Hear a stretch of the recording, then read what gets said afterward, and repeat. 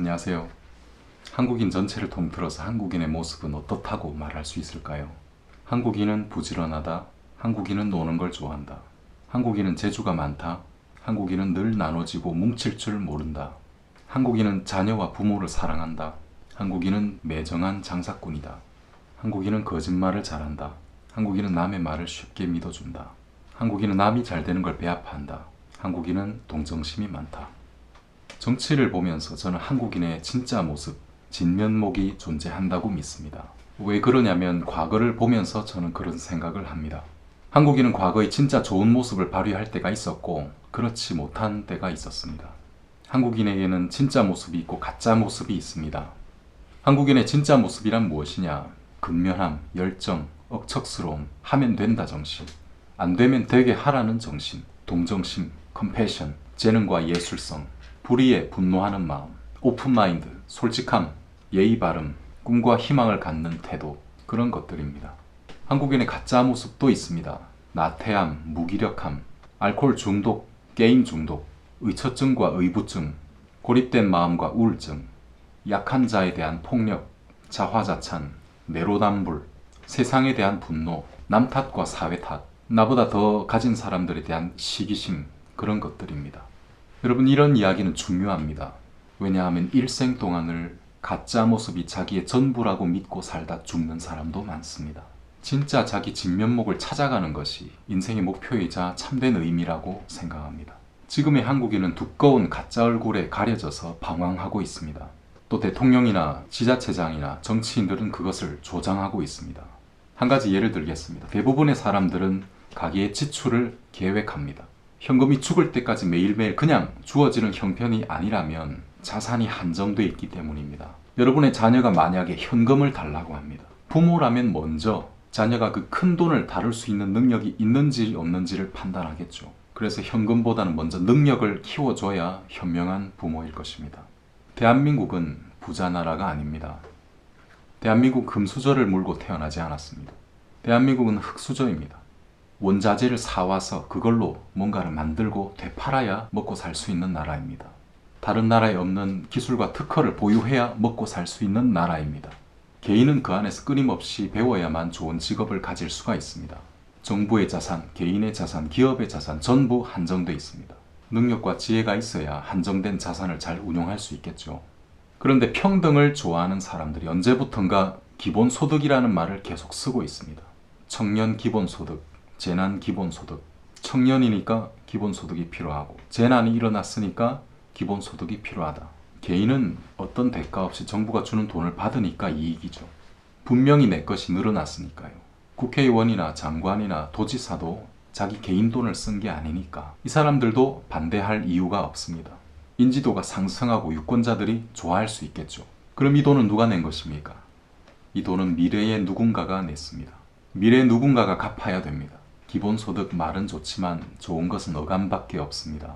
무능하고 나태한 개인에게 현금을 주면 빵 한 개 더 사 먹고 옷 한 벌 더 사 입을 수 있겠지만 결코 인생이 나아지진 않습니다. 그 개인의 진짜 진면목을 찾는 데 도움을 주진 못합니다. 저는 이렇게 생각합니다.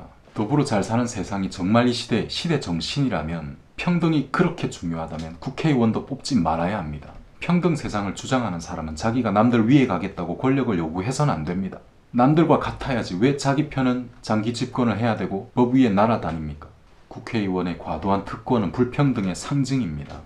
조금만 상식이 있는 사람은 자녀들의 욕망을 제어해주지 않으면 금방 자녀를 망친다는 사실을 알 것입니다. 국민들에게 현금을 쥐어주는 걸 좋아하는 정치인들은 국민들을 아끼고 사랑해서 그런 걸까요? 아니요. 이런 사람들은 나라의 장래에는 관심이 없습니다. 이런 사람들은 국민의 가짜 모습을 조장하는 가짜 정치인입니다. 박정희 대통령은 작은 예에 불과하지만 새마을 운동을 할 때 부지런히 일하는 마을에만 자재를 공급해 줬습니다. 그렇지 않은 마을에는 주지 않았습니다. 차별했습니다. 얼핏 정없고 매력 없어 보이죠. 그러나 이분은 국민의 나태한 정신을 깨우려는 마음에서 그랬던 것입니다. 근면하고 열정적인 한국 국민의 진짜 모습을 일깨워 주려고 그랬던 것입니다. 우리는 어떤 대통령과 정치 지도자를 만나야 하느냐? 한국인의 진짜 모습을 이끌어내주는 사람, 대한민국의 진면목이 뭔지 일깨워주는 사람이어야 합니다. 여러분, 그게 진짜 대통령입니다. 박정희 대통령 그걸 잘했습니다. 이승만 대통령도 그런 일들을 셀 수 없이 많이 하셨습니다. 진짜 대한민국의 우방이 어딘지 누구보다도 앞서서 보았고 한미 상호 방위 조약을 맺었습니다.